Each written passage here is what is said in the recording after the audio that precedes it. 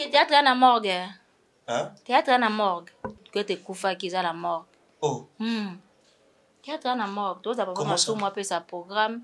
Je pense que les autres a journée n'a habité. Pas moi sur moi sa biso programme. Vous allez informer. Koufi kaliwa mo puisque badaki ba malaise ba mutu pasi mabumu ba nini pour théâtre AVC poufa koufi. Oh attends eh bolo ba français tu peux balanga bolo ba français bo balingala mabeza. Bon, c'est l'équilibre, non? Ouais. Maman un peu de lingala. Un peu de français. C'est l'équilibre. Il y a dans la vie ça yo. Ça dérange. Bon, ngai dérange souter. Na lo bien. Mais ça dérange les autres. Yada. Les autres, oui, il faut déranger bon. Na lo bien. Bon, wakati mafinga mobile wana. Ngamo renate na evite ga mgolo. OK. Na sala nini? Zama ndima sacrifice unique mwana na ye moko. Son fils unique. Son fils unique. Abi papa, kende. Intérêt nanga pour le gagner. Kende okufa pour nanga la gagner ba âme nanga. Re na ye moko o gagner ba âme. Bongo biso na mukedo lu gagner. OK. Intérêt. Et le intérêt habité moi si nanga yo. Donc nous vivons que pour les intérêts. Oh, t'es bon de tout vivre dans mon intérêt. Mon père, il aligné moi aussi. Mon père, il est pécho, c'est bon. Dans le final, pécho, c'est bon, pécho. Ah, pécho, là, bah, parcours danger. Pécho, on a bimina, et n'a la tibo. Et ça, on a bien, ça, on a grand garçon. Voilà, on a pécho, moi, je t'en parle, on a la ligne, on a. C'est bon. On a dit, toi, c'est bon. On a comment calculer. Ah, on a zaboué. Et mes hors de classe, c'est sûr. Ma passe ça. Ngamoko. Ah, c'est bon. Viens le bini. Mais natala ba tumususu wala mambisa mazi pe tomata linjanja. Ah tiens, OK. C'est compliqué. Compliqué. OK. Neti ba se bien natala peza msuna tebe o sa recette kwa la minjombo. No tala nga bon njombo penja. Yanga tena moto bale. Oh njombo to njombo. Mais balambika. Les njombo na njombo. Te ya la minjombo. Mbiso to lamba ba njombo.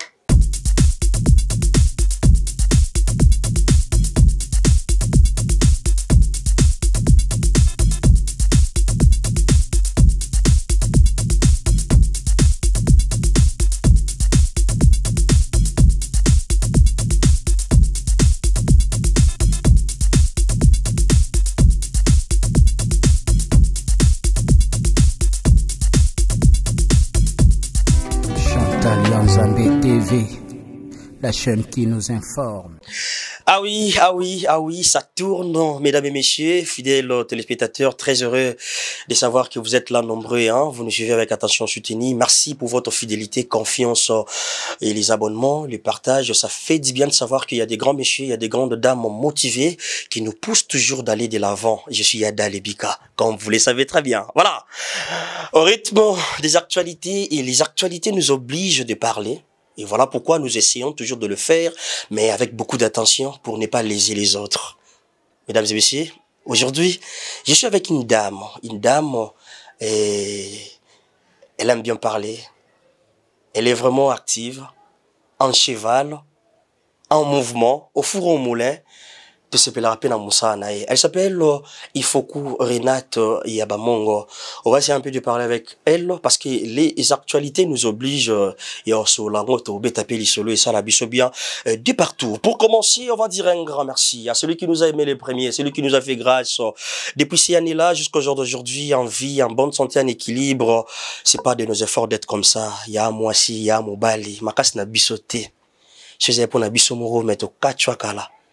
Il y a bateau baliki biso na bambon, il y a bateau baliki biso na ba moyen, mais ba na ba problème à santé. Morale et chimiatisé assisté. Mais nous on est là par sa grâce au four au moulin en cheval. On essaie un peu de s'adapter à la situation comme je le dis toujours à chaque instant, la terre tourne, la réalité change et c'est à nous de s'adapter à la situation juste pour bénéficier de l'ombre. Aujourd'hui, on va bénéficier de l'ombre de la star, l'artiste comédienne Renate Ifoku. Maman, ça va? Ça va, Yada. Qui met ça? D'abord, battez là. Mère doublée. Mais tu sais qu'il y a une mère doublée, hein? D'accord, bon, la émission dernièrement, tous qui ensemble. Qui met ça? D'abord, battez là. D'abord, battez là. Il est au contrôle de tout. De tout. Chilo au contrôle. Ça est ma plan. Où ça, là?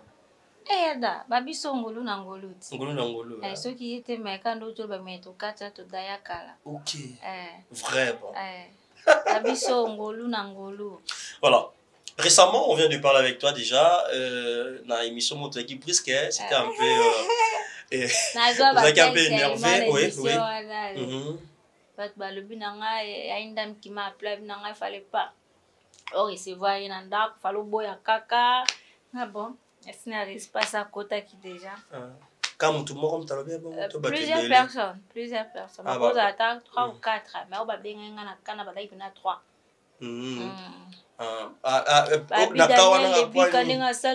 Vraiment, tu es une femme mariée, tu es chez toi, vous allez libre,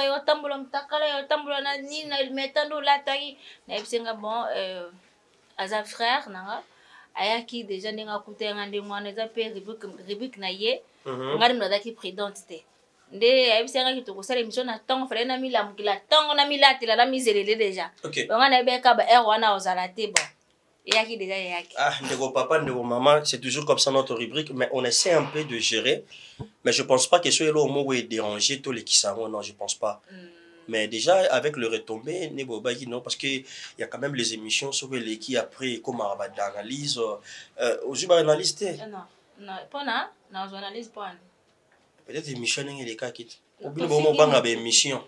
À moi, je vais comprendre. Ils appellent non, dans un épisode tout ça l'émission sur le bic non ça l'émission à se référer à mon Daniel Lebika. Oui, au mon a bossa que émission mon Daniel Lebika wana. Non mais mon cas déjà ndenge Lebika memakio. Mais va éviter pourquoi ta mususu ngana sepel na les kan émission na. Tout ça l'émission tout temps comment mutu te début à la fête au soli makamna ngai moko. Voilà, c'est ça. Oyanga ta mutu mususu te. O nana sala ki boy o pa masuma buke na ilokolo. To tunite. OK. To soli makamna nga. O telikanga nga koto na ke kuna e bandi lobaki sala ki boy Daniel Lebika tunenga bongo. OK. Na respecter yo na ye comme kuna puis. Voilà, prochainement. Mesdames et messieurs, je disais, je vous rappelle, je suis avec Renate Ifoku Yabandaya, les lots me un peu sur là. Mais tu bêtes les solos, vraiment dans la rubrique Nabiso to s'y plaît, Makasi. Il y a pas mal de gens au pays Baloba qui non, maman lobi kitoko, et bah tu vas féliciter. Puis on a parlé nanga, Baloba qui vraiment que monsieur les cas qui toko Makasi. Monsieur les cas qui bien, maman déjà n'engage l'accent qui à chaque fois vous avez maman vous avez toujours na main miso et l'onginayo c'est le cas déjà bah parce que quand même un conseil c'est la vie et surtout que la vie continue encore maman qui bon biso toujours continuer zanzela biso en tout cas à partir de l'émission on a soit qui décision ya ko enterrer maman na ngali en vie la vie que na bosane libela ya kolongola ye c'est un peu babi nanga kena tika ya pe mana kimia OK donc place à zapi azota na mono zolela lela ozala pe chaque fois na toujours na mawana ya chaque star ezongela anga na ju décision na obenga yo ozala na lati pona kitoko na bi bon maman c'est bon to kabwani siko na dimi ki OK parce que vous êtes sunanga te voilà merci beaucoup courage et surtout que on est ensemble et ensemble pour un seul but. Merci beaucoup. Maman Renate, on a retenu quelque chose déjà depuis un moment quand on a eu quand même à échanger les jours-là. Et c'est bien sûr que non, là on a étonné, bon, on a eu qui moi comme une zone mère de 3 enfants. Na 3 bornes. 3 bornes non. La pièce m'a pouté ta na puis nota bana wana. Mais non. Est-ce qu'il y a moi mon quoi bota bana kitoko lo kwa yangai? Mais je sais pas. Bato aboyele ti ba fatia oluka na mboka. Botile bana mobwe. Pas tellement kitoko ba ange mobwe. Trop fier de tes enfants. Trop. I am proud. Voilà. Mais c'est vélo beaucoup na bisoké bozo zela et le mot foya déjà poussière faut botcha na moto. C'est au rendez-vous.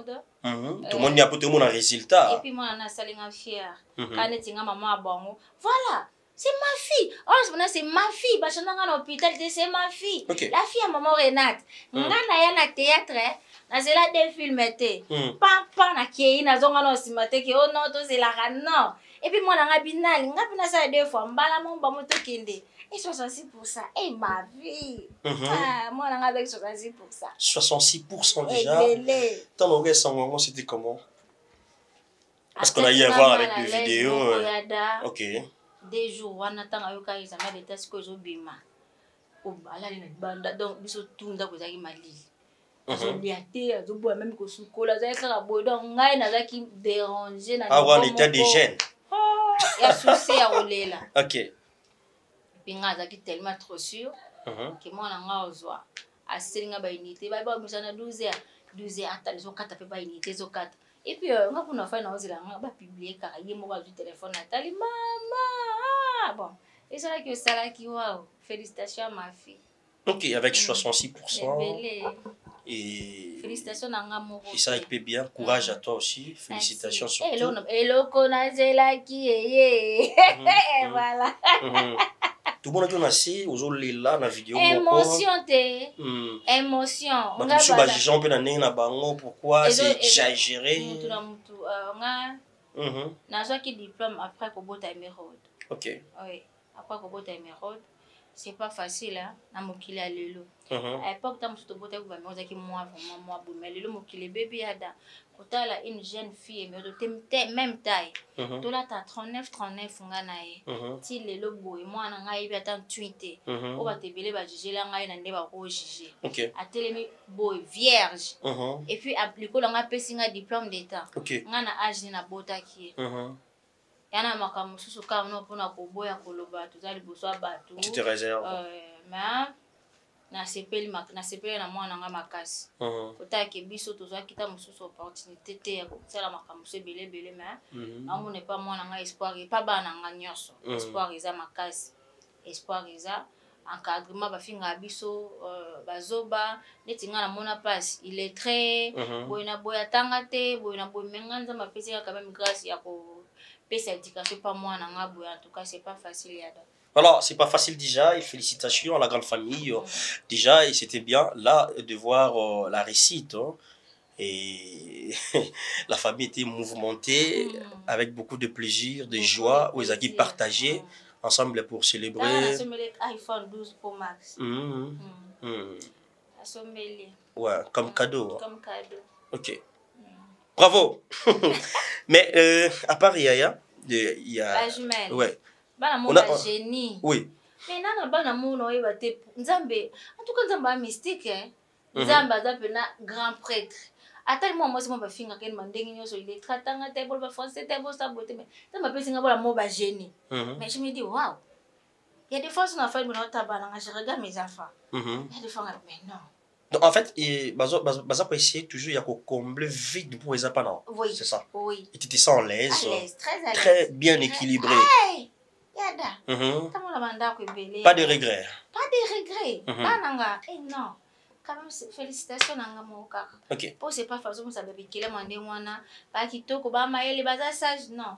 Merci nanga moka. Ba kitoko sérieux? Ah, était ba nanga ba kitoko. Na ba génération numéro de cantane numéro de car.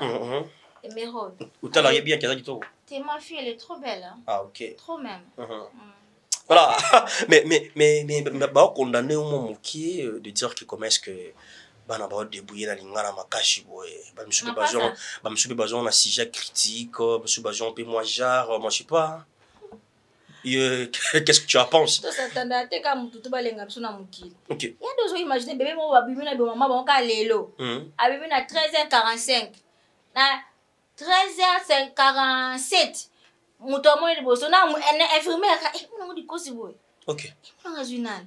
Beba to kuti no saba ta bota mikalo ba tonga e. Bonga na misi bikela mba mitem ndeng mwana. Nga mama ba balanga o atanga te. Ay bolo ba français ko balanga bolo ba français ba balingala ba beza. Bon c'est l'équilibre non? Bon ça change. Maman un peu de lingala. Voilà un peu de français. Bon c'est l'équilibre.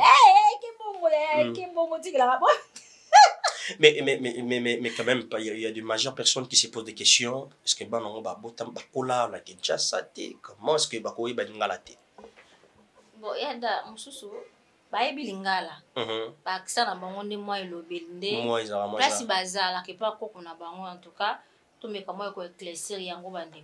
Place bazala qui pas pour Lingala, il va m'en passe. Nga moko tunatala kune pa bango bomoni ne to joye masi la bouti abouti uta kune pa ba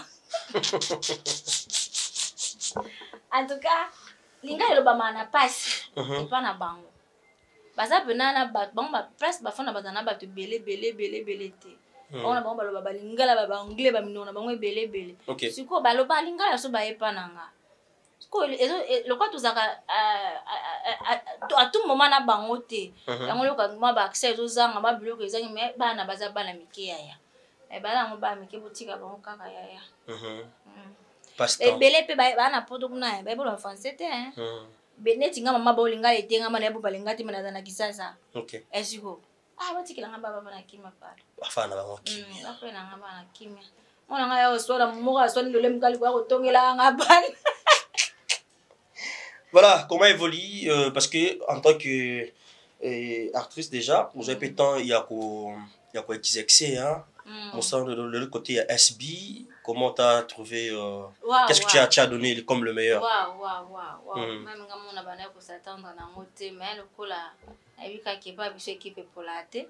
Na kina pe na marqué. Ça va Maxilo oui. Na marqué pe ba abina nga quand même merci. Merci na baba ko ke ba yambaki ifoku na ndako na bango. Merci Merci beaucoup donc tu as quand même à donner le meilleur de toi na kata film où ils na kombo nini. C'est trop tard. C'est trop tard. Déjà l'histoire parlait de quoi? Histoire bano lobela lobeli mingi bato bazalaka ou babosanaka place à outil vite. Bato babosanaka place à outil mbala moko kaka ozaki noka awa nzamba lokoti alongoleka un pas au tieboye ba moko bosani ke likola mususu nano tiango boye teza noka awa obosani makamuto obosani ba connaissance obosani makamunyo tout même ba paro obosani okomi na vie moko boye ya yo na ndenge na yo obosana ke epa nzambe eko basculer à tout moment nzambe za roulage akolongola pe oyo awa atie na place wana oyo azaki na longola tie boy bon donc na ba histoire moko ya bato yo ba ingrate quoi voilà oublier rapidement c'est arrivé aussi une fois et fandi boye le mo salama pe yo po bosani obima ingrate mais nazala rapidante yango mona nazala na mawa bato on a plus place na uta. Donc tu te reposes de rien quelque part pour obima ingrate mais peut-être par ignorance. Ben si ils par ignorance mon bâton va olimbisanga po ba numéro ta musaba télé. Tout moi sala bola mutu mo pa l'action nzila mutu mo pe atalisa yo. Aïbso que nous faut ça la boue mutu mo koma place mo ba binote il faut que ndabo mais na toujours reconnaissante pas ba toi bon. Wana bossa na te. Na toujours reconnaissante. Po yada balobi na biso ke mututu ngana ko yada okozala pona nga pona mona bolamu mobo. Yada zaleta mususu pour rien. Mais nzamba sali kina kuta na yada po na leka à travers mutu mobo yaza connaissance yada ngila ngana continuer ko kende. Yada musu yada otikali ngana keina nga. Mutu to za pon mutu nyoso. Mais to bossa na peut-être date que solo kona leki na pon wana edenga na leka na kata na de l'autre côté na nyata pona buka pona mutu so aleka te wana ndezala mabe. Leka tika pon mutu so aleka. Voilà, laissons tirer, déjà il y a trop tard, Togo retenir Nigne avec la grande famille, au Baota la biche de partout, bah j'ai quand même temps, il y a... Ok. Tout ça la pour nous qui trop tard un jour. Voilà.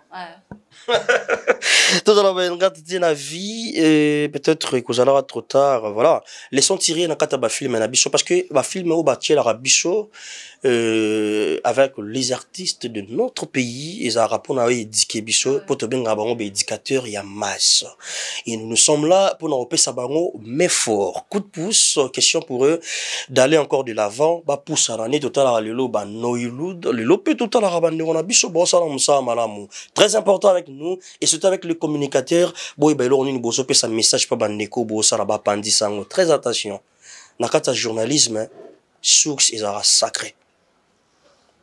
Je vous rappelle, nakata journalisme source is sacré. Donc c'est bien, il y a rozonga uta la source et comprendre Isaki Bouizaï pour expliquer na battu les spectateurs pe bandoko ba uta la biso malamu pe na pesa ba pesa ngambana. Merci beaucoup, on va faire la continuité avec notre invité du jour Renato Ifoku Yabamongo. Voilà. Na visite na biso to ça que vous avez brisque beti pe bato mususu libaku mais déjà maman Renata abaki yazara muta bossa na ni magamba bossa na ina toute une question moro il y a devant toi deux pièces chambre na cuisine s'il faut faire un choix chambre ezali nini cuisine cuisine mais les autres tu ngana pour la chambre lelo ozotunga na pona chambre na kina la lelo ozotunga na pona il y a derrière moi mais bébé dans la chambre. Bon, on va faire ceci. Ce qu'on va permettre Bichon. On aura un moment pour Yakaka pour expliquer. C'est très important aussi de faire voir aussi à la maman Moussou comment est-ce qu'on peut arranger chambre. Hormis biloko ko déranger na bango te ba tout public bata la biso. To tu nos questions. C'est quoi tirer papa na chambre. Oui. Et là pour la na lamba peto. Donc to tu nos mutuna na to tu nos mutuna na maman Renate na chambre na cuisine. Tant nous avons chambre après maman Renate est-ce que au gros kumba biso na chambre ou la que après tu nous amènes. Oui, au expliquer biso. Voilà, ma cuisine, j'espère que vous avez la maîtrise de la cuisine. Bon, on t'a dit que ça va être maîtrise très bien. Moi, je suis pas si. Ok. Pour qui péter. Test dans le coquito, je suis le moi, je suis dans le les athées. Voilà. On t'a dit ça t'aide ton métoyer pour la biso to mekaka. Mon appui au coin et dégainer le mot. Ah, t'es ma fille, tu t'es beauté. Ah, t'es battu comme on va au lamba. Ok. Tu es pour la biso. Voilà. Mais ma particularité à Bamongo. Parce que tu es dit que Renate Azamulu Bandaya. Mais au fond du Kalenga. Mais au fond du trône à Bamongo. Donc, on maîtrise ne ba repas bilé à Bamongo. C'est ça? Ok. Aujourd'hui, sur nous, c'est sur ma particularité. Kota ko lamba. Kota bilé ya Bamongo. Ils rappellent nani? Banga olia mingi. Mbisi. Mbisi. Ok. Mbisi. Ok. Donc, on a bien Mbisi au rendez-vous. Mbisi. Kuna pas na mission na mboka ba mama biso to sangana na bato na ba mbisi biso na ko kata mai to yeba na te. Ok. Ozo nanger. Bon dia, botardo, Angola, Verus, fus, maman, portugais gomangai, voilà. Nazoya Luanda, batu bazo tunanga o ayozo kosa, ni ezo la sa okoya, voilà. Biso tous les 17. Tokozalana na espace signé d'Africa. Signé Africa. Voilà, signé Africa pour na kusepela ensemble na bino pour Angola wana nana yati pour na sentir na yoka bino ni bali nanga ba semeki nanga ibamba nanga Luanda moi c'est plus azoya. Oh toi ebika ça moi c'est plus. Asa moi ça sentiment kozanga te somba déjà billet eza na 5000 kwanza na 200 kwanza. So mon gens na posa ban déranger hotel. Au somi na VIP eza na 5000 kwanza. So ko na posa oui, toza na place standard eza na 2000 kwanza. Ngada na somi bien nanga. Yo pe somba bien na yo tokuta na signé Africa pona ko sepela ensemble. Mon big sa kozala, aya kozala, mupata kozala, kela yanga ni pa kozala, poto sepela ensemble. Voilà, Angolano. Allô. Chantal Yanzambe TV, la chaîne qui nous informe. Biso meki mkoso na piscine yo nga ko na nanger na biso le kano mais moi na bichaza gagné. La biso fana longo le pe. Biso toto ke na pêcher to pepa nga na pepa mbisi. À l'époque je me souviens tant nazaki no mwana muke po na komi mama. Nazaki no fillette. Nga so ba mama ba ko pepa mbisi ba mema nga na ki po nga na kota ka biso be ngo botifo. Na kota bati na kati ko no ke misa mbisi no ela ba ngo pesa ba ngo. Mama dusi pas bambisi babata mama za munene me bazunga bakotinga pona mukena ke misambisi na okangana nyoka na bimisi. Ok, donc au message vraiment na yango mbisi. Voilà, mais c'est pas compliqué hein, il y a réalisé ba recette ba mbisi. C'est compliqué. C'est compliqué. C'est compliqué non dinga za kana mai wana atambulaka ukuta ba mai mususu ba savon. Bisa koma na zei ba savon to sukolaka. OK. Lelo ba pêcher minga komo ko pêcher na ba kisi akena ba pétrole akena ba bloc ebele nyoso na ekangama na po ya mbisi. Kushu mona kusha ba bloc ba kisi ba pêcher la wana lelo ba pêcher ba koba ba finir ba linga soko pêcher na ndenge ya normalité ya. So ki na mboka na biso na village na biso Isaac olia mbisi ozana bezo sukola na moto vraiment te. O sancho kana goût ya mbisi. So olia mbisi oti direct mbandaka na o ba pêcher so ba pêcher dans une différence makasi. ya biso bana so tiena moto yo kapena ki mbisi yango mais o ba teke suna kishasa ka mbisi mais ba pêcher na bakisi ba biloko ebele alors ba biloko wana se kanga na po ya mbisi yango mono mbisi salité donc so salere attention na olamba te bolambelo mo bezala te. Voilà. Et puis bah c'est belé bah olamba mbisi mai te ba échouaka. Jamais na mon pas besoin de olamba mbisi mai aussi tomate à l'injanja to chi jamais yo nan. Biso ya mai ba tomate à l'injanja o tu vois. OK. Ezala te. Mais na tala ba mususu olamba mbisi mai so tomate à l'injanja. OK. C'est compliqué. Compliqué. OK. Neti ba c'est bien na tala pesa musu na tebe o sa recette kwa la minjombo. Na tala nga po njombo penja. Yango tena moto bale. Oh njombo to njombo. Mais balambika. Les njombo na njombo. Te ya la minjombo. Mbiso to lamba ba njombo. OK. Mais étape nini pena wezaka étape de base wezaka pour réaliser mbisa mai. Na ninga sauce, na ninga kotumba, na ningi je sais pas. Na ba ono. C'est seulement na monde za base nango. Base ça c'est ça. Ya kolamba ya liboke, ya pepe soupu, ya nyonso ezaka basé na assaisonnement. Ndengo ko bandila introduction okande za bien. OK. Ah, isanga niti ba ingrédients. Ça dépend de zolambela. Donc olambela mbisi ya soupe, mbisi ya tumba na mbisi ya liboke, ils appellent na épices nango, ya kotumba ils appellent na épices nango. Ouais. Voilà. Mais aujourd'hui, si ça se présente peut-être d'aller à la cuisine, réaliser la sauce, ou proposer bisonini, Renato Ndaya Ifoko. Lelo, subitulamba, tulamba. A préféré la mambisa kinkole. Nde balambela ba sela biso mbisa kinkole. Ba mama belé na ba papa belé ba bala papa musu balamba kape. Ba te belé balingo keka kinkole banzela mai po bali ambisi ya otumba. Mais OK, ata musada na capacité nyonso tu yo sa yemo na ndo bipe goût économiser pe mbongo na yepe na ndaku osali fait maison yo moko pe mingi to koleka bataki kinkole. OK. Olinga to sali to salango.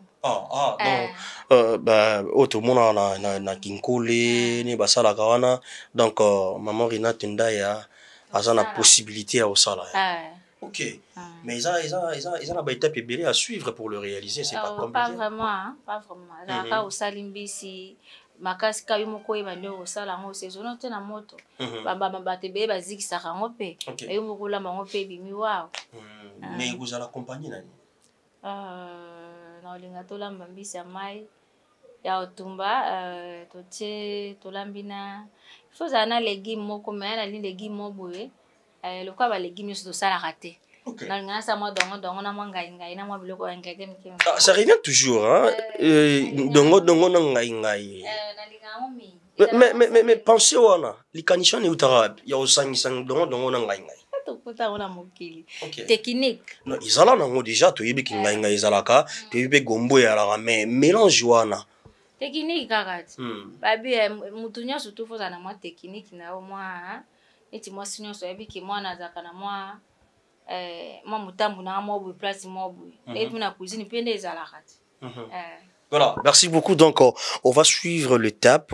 Question pour nous, il y a Rolandel encore. Comment est-ce que ils ont déroulé pour réaliser le loco? Mais au dédié, on pas nani, pas de roni non la biso, na banane no dédié recette à l'élo. Recette à l'élo na au dédié on a Maman Chantal. Maman Chantal Yende. Ah, pour ni Maman Chantal Yende, pour ni choix. Non, c'est pas na Maman Chantal Yende. Daniel Lebikate. Et puis na OCP la ezala. Nani wana dédication wana ezala partager na Marcelo. Mobali. Mais non, peut soka ya da bon appétit hein. Ah, ok, bon appétit. Bon appétit. Ça va bien. Bon, ça va bien. Bon appétit. Merci beaucoup, maman Renate, d'être gentille avec nous. Merci beaucoup. Théâtre à la morgue. Hein? Théâtre à la morgue. Théâtre, ils ont la morgue. Je te jure, théâtre à la morgue, que tu koufa qu'ils ont la morgue. Oh. Théâtre à la morgue. Toi, ça va pas tout moi sa programme. Je pense que les lots à journée n'a habité. Pas moi peut sa programme. Vous allez informer. Bon, qui t'ont qu'un capo. Te bandeni to kunda wapi ba kotisa sala théâtre kufi kaliwa mo puisque badaki ba malaise ba mutu pasi mabumu ba nini pour théâtre AVC poufa kufi.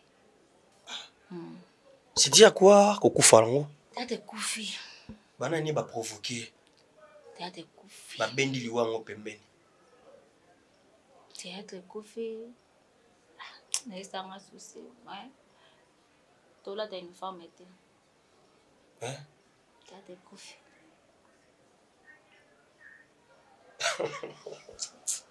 amasimukuubisana morgue te ebembe bima noki tokunda tobosana tata ekufi. Mais s'il faut qu'on ressuscite yango, est-ce que vous allez plus possible? Nzambe. Nzambe. On a papa de la foi sauté.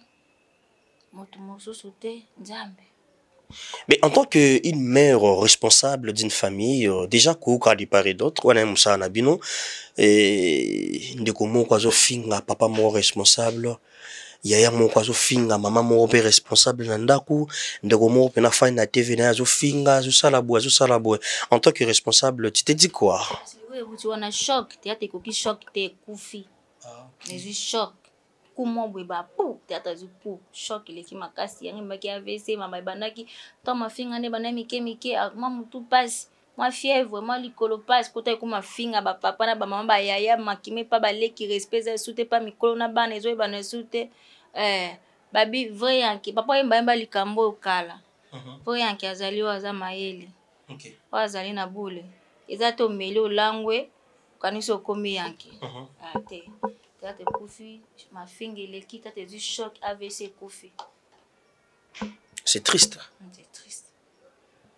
Courage maman Renate. Merci beaucoup d'être passé. J'espère que vous en encouragez aussi les locaux pour mettre Bisson. Non, ça, la main, toi, je vois que tu as Kofi. Bon, la vie continue. La vie continue. Voilà, quelques dédicaces déjà dans la bande de Cobrota, la Bisso, et ça là-bas, on peut bien. Merci beaucoup, Naya, Yada Levika, Yada de chez nous, Nalingobengayo. Merci. Ya Irène Makasa na Pession Beauté, moi c'est tout ça Makasa na Pession Beauté. Francine Maïmona, moi c'est Argo Maïmona, ba le via Mireille Dema, mon cousin à Talo. Moi c'est mon boazala kaso ala ti atabasi ba telemisa. Age mon cousin mais amono na babi tala mutuye kuna bango tu bamono na mapapa. Mireille Dema moi ça kitoko na Pession Beauté. Mais c'est mon mari, je te salue. Bana nanga ya kitoko na bota baleki bana nyonso Baptiste comédienne na kitoko na bana bati yosa mukina pesi ba mbote. Apesi ba papa ya bana ngambote ba. Seigneur. Ya comment nani? Grego. Credo na pesi mbote. Ya Christian. L'homme des inserts. L'homme des inserts, je te salue. La lou maleba mutama kelele, na ko soko sipote makele la lute, je te salue.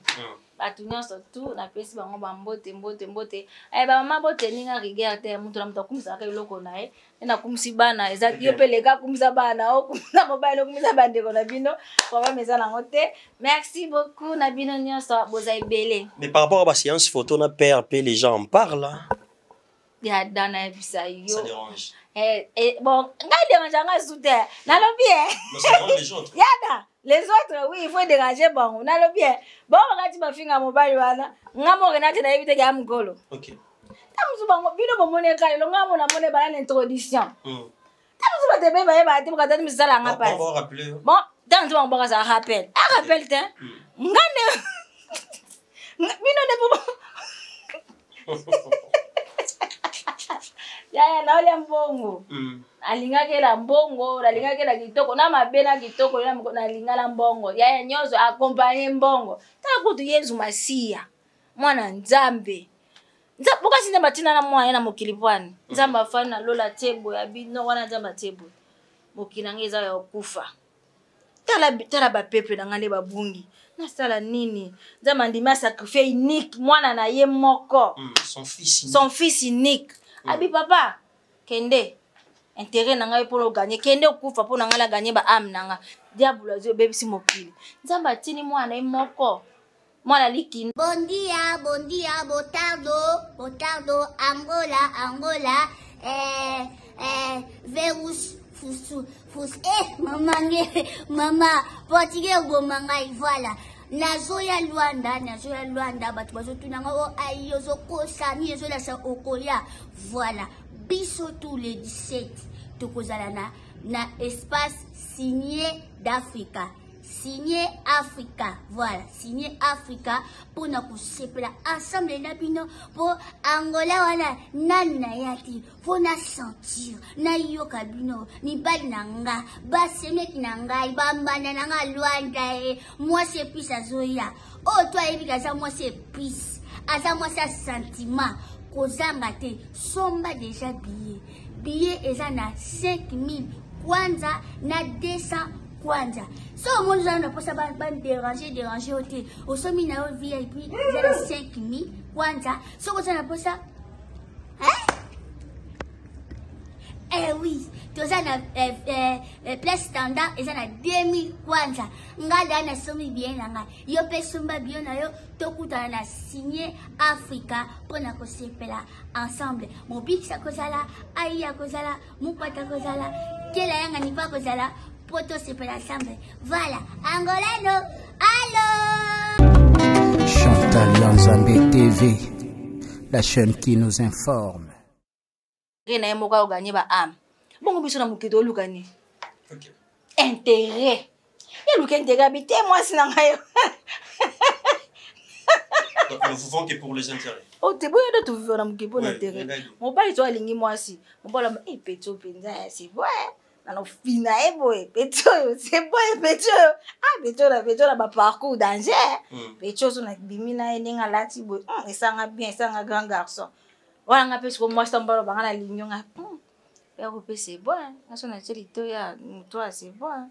On a comment calculer ah nina zabwe et mais de classe assure ma passe ngamoko ah c'est bon bien le bini. Donc il suffit d'être responsable, c'est ça. Yada. Et vous appliquez la loi. Wana ba balingiti. OK. Siko yebisa ba ko konta na posta na bango. Po nga netinga na fa na boti bana ngai. Et mais 18 ans. Ma passe à 14 ans, on va 15 ans. Faut aller à Bebutu. Ngamba na nga toza 12 ans. Zala responsable. Voilà donc ça va blaguer là. C'était juste pour blaguer. Mais mon bal le but que vous a mukolo. Et ça la mikolo musu mais na mutu baza vide. Immature. Et ça peut na bana musu tellement muke mais au même on comment. Ah ça m'a papa moi 40 ans 50 ans. Mature. Et ça mature. Tout comme un balance adaki mature te to linganga lingamba za mature pas moi mukete un mobala respectera moi j'aime que me respecte. Il y a pas de temps de faire de jeu. Il y a pas de temps. Voilà. Ngalinga mobala respecter nga kozwanga te ngalinga mobala respecter. Surtout que le respect s'impose. Oh na lingelo kwana sikota na tale pa mutu wana bobenga mukona ta na tanga biya tout. Mais couple moi peut-être un cas parfait. Il y a le haut et le bas. Voilà. Mais c'est bon tant on dit que c'est bon c'est bon. Il y a un moment il faut arrêter. Il faut arrêter makambo bébé benaza moi mukete naza da mukolo. Mère de 3 enfants. Kala mingi ta âge soki comme na la c'est ka peni ni ngai. Âge boko wolo. Siko bana ko fingela mbali ti wapi. Bon nga ce qu'on a décidé nga bon. C'est plus nani soki ngonga ya ko bomba. Voilà, tout que le mariage soit honoré de tous.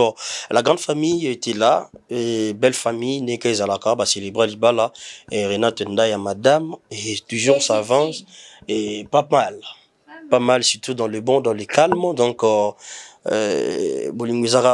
surtout que si tu trouves un homme responsable, sérieux, ambitieux, et c'est ce qui est important.